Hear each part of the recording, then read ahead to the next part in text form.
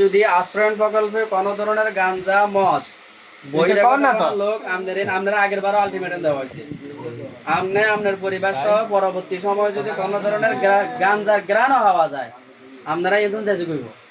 আমরা 112 পরিবারের আপনি একজন বাদ দিলে আর 111 পরিবার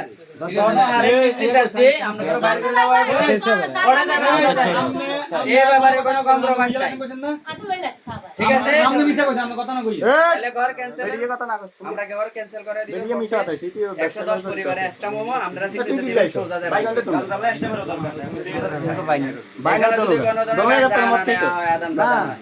শুধু আজ যে আপনারা জানো এখানে আজকের পর থেকে কোন ধরনের গাঞ্জা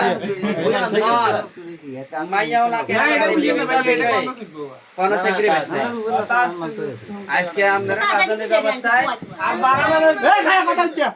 প্রাথমিক অবস্থায় আপনারা ধরা হয়েছে রিকোয়েস্ট করে জাহের করি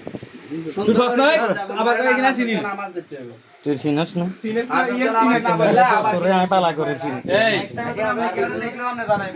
এখানে হুজুরের আদেশ যেটা মানতে না চিনছি তুই যে সেটা হুজুরের ইয়া করে ওটা মানে নিতে হবে।